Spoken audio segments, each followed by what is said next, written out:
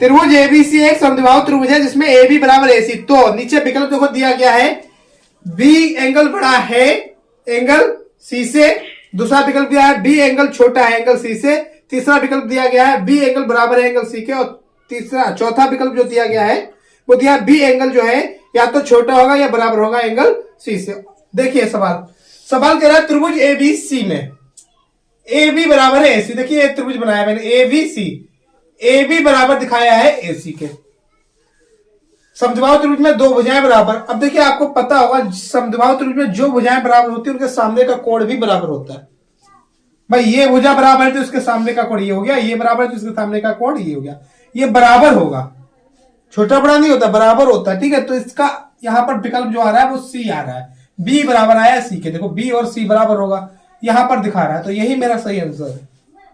देखिए क्वेश्चन कह रहा है ए भुजा वाले समबाहु त्रिभुज के शीर्ष से आधार पर लंब डाला गया है, लंब की माप होगी। नीचे विकल्प दिया गया है √3/2 ए मात्रक, 3/2 ए मात्रक, √3/4 ए मात्रक और 3/4 ए मात्रक। ये चार विकल्प दिए गए। अब देखिए सही क्या होगा, तो आपको पता होगा समबाहु त्रिभुज की जो ऊंचाई होती है वो होती है √3/2 गुणा भुजा, और जो लंब होता है शीर्ष से वो भी ऊंचाई होती है।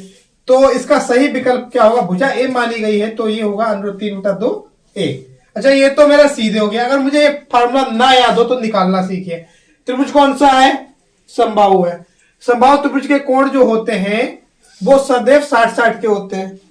तो ये कोण कितने का हो गया मेरा, 60 का। अब देखिए मुझसे ये वाला पूछा गया है, कर्ण दिया गया है, लंब पूछा गया है। तो देखो कर्ण और लंब साइन थीटा आता है, तो साइन 60 की वैल्यू अगर हम लगाएंगे तो साइन 60 क्या हो जाएगा, लंब हो जाएगा ए बी और कर्ण हो जाएगा ए बी, क्योंकि साइन 60 का मान होता है √3/2 ए डी। ए डी देखो हमें निकालना है, और भुजा ए बी दे रखी है ए, ये भाग में इधर जाएगा तो हो जाएगा 3 √3/2 ए डी। तो ए डी का मान यही आ गया। देखो यही इन्होंने पूछा है, तो मेरा सही आंसर जो आ रहा है वो ए आ रहा है।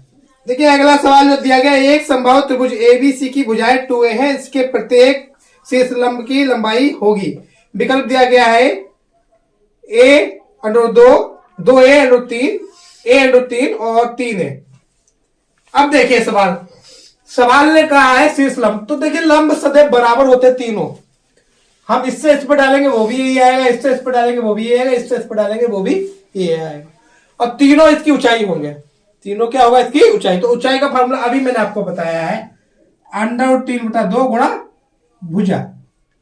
देखो √3/2, भुजा कितनी दे है 2a, 2 से 2 कैंसिल, यहां क्या आएगा √3a। ठीक है, तो ये मेरा आंसर आ जाएगा। तो इसका सही विकल्प जो आ रहा है वो सी आ रहा है। अच्छा अगर हम इसे हल करना चाहें तो फिर वही तरीका हम लगाएंगे, साइन 60 का वैल्यू लगाएंगे। ठीक है, अगर मैं करना चाहूं तो क्या हो जाएगा साइन 60, और ये आएगा लंब आ जाएगा मेरा निकालना है, और कर्ण आएगा 2a, तो √3/2 बराबर में आएगा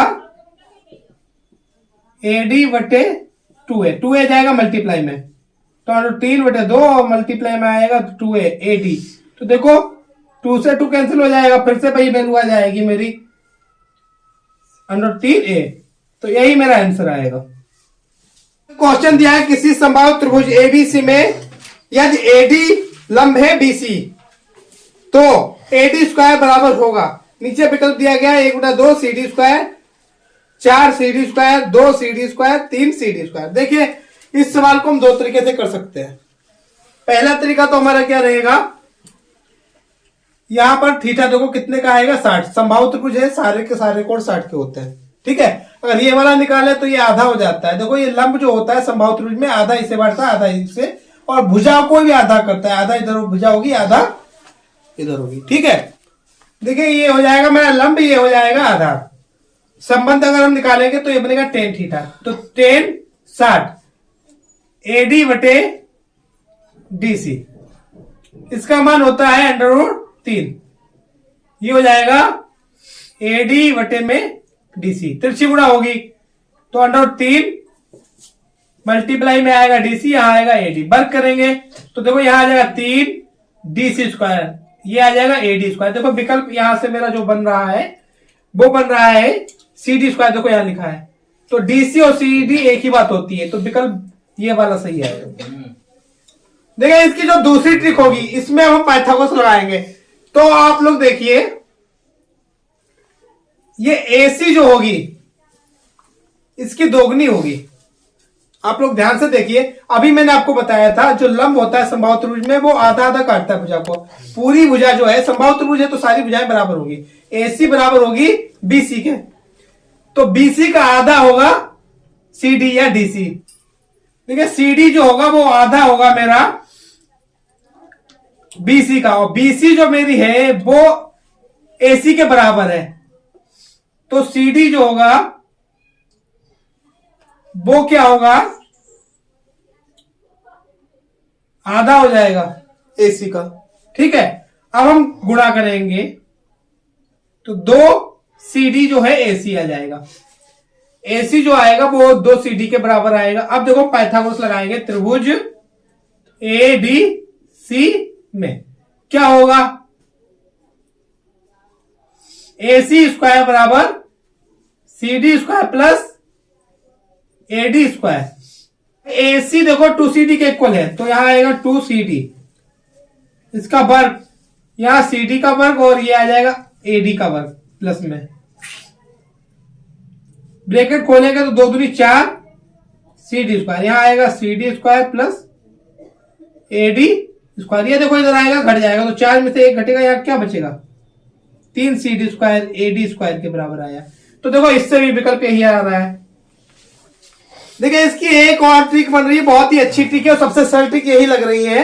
क्या हो रहा है कि एडी जो देखो ऊंचाई है, ऊंचाई जो होती है अभी मैंने आपको बताया क्या होता है, √3 गुणा भुजा, और भुजा का मान मेरा है, देखो मैं नीचे वाली भुजा ले रहा हूं BC, और BC जो है वो दोगुना है किसका, CD का। अभी आपको बताया ये आधा होता है, तो पूरी भुजा जो होगी इसकी दोगुनी होगी। तो यहां पर √3/2, और ये लिख देंगे 2CD, 2 से 2 कैंसिल आ जाएगा, √3CD बचेगा, और यहां जो आएगा वो आएगा AD। अब देखो हमें AD का वर्ग निकालना है, तो AD का जब वर्ग करेंगे क्या हो जाएगा, AD स्क्वायर, यहां हो जाएगा √3 का वर्ग 3 और CD स्क्वायर।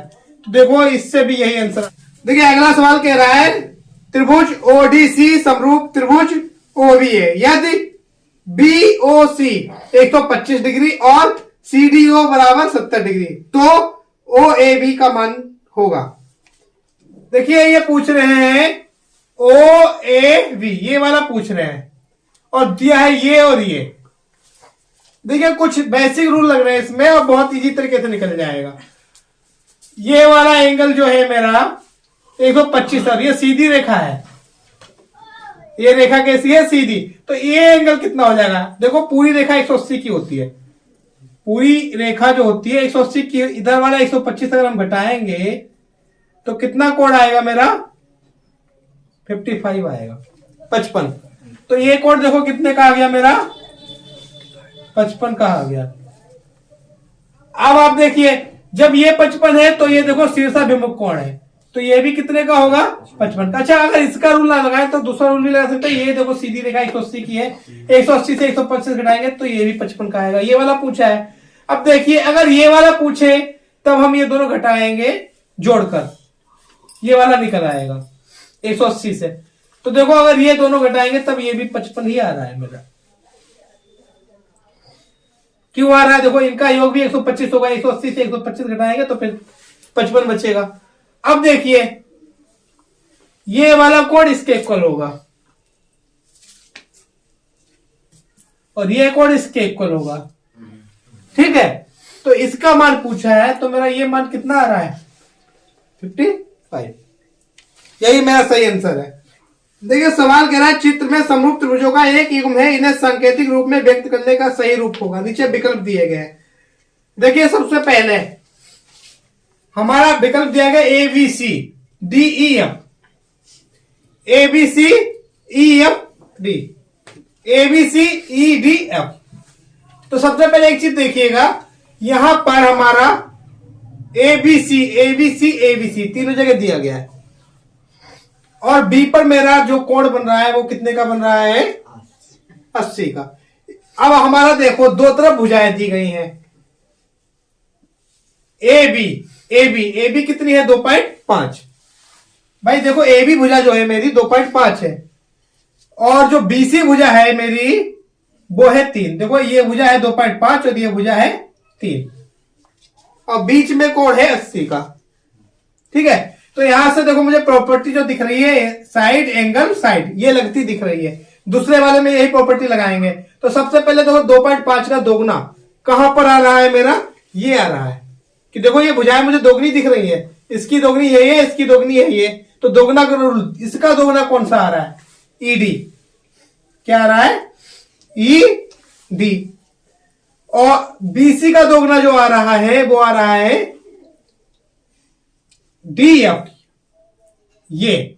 ठीक है, अब आप देखिए बीच का एंगल डी पर वो बराबर आ रहा है। तो देखो यहां पर जो प्रॉपर्टी लग रही है साइड एंगल साइड, साइड कौन सी है, पहले ईडी, फिर एंगल कौन सा आया डी, और दूसरी साइड है डी एफ।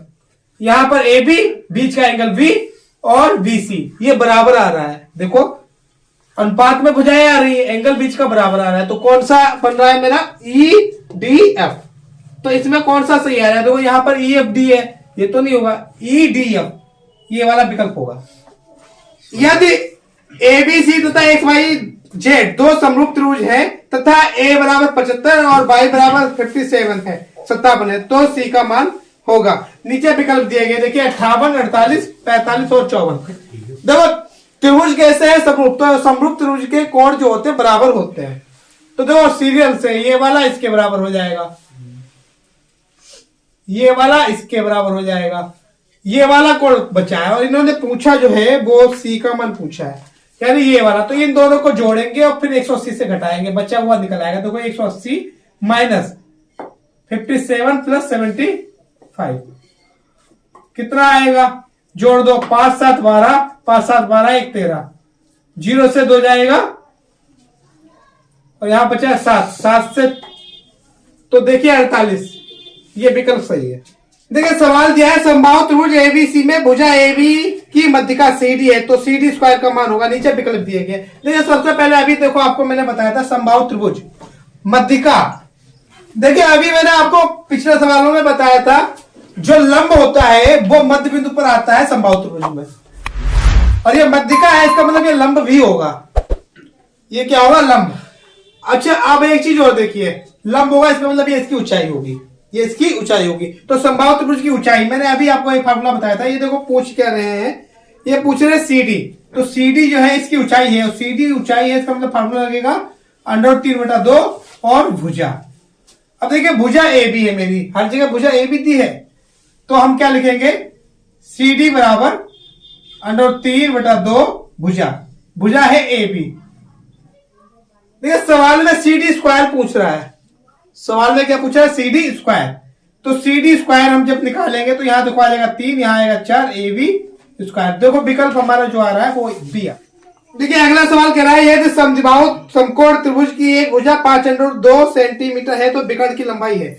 देखिए समकोण कहा है, विकर्ण की पूछा है, तो देखो हम पाइथागोरस लगा देंगे। तो पाइथागोरस क्या होता है, विकर्ण का स्क्वायर, विकर्ण मेरा है AC, क्या होता है, लंब स्क्वायर प्लस आधार स्क्वायर। अच्छा लंब कितना है 5√2, इसका वर्ग करेंगे, और यही आ रहा है मेरा आधार भी, तो 25 दूनी 50, 25 दूनी 50। तो देखो AC स्क्वायर जो आ रहा है मेरा वो 100 के बराबर आ रहा है, 50 तो 50 100, वर्गमूल निकालेंगे तो ये कितना आएगा 10। तो विकल्प मेरा सही है ये।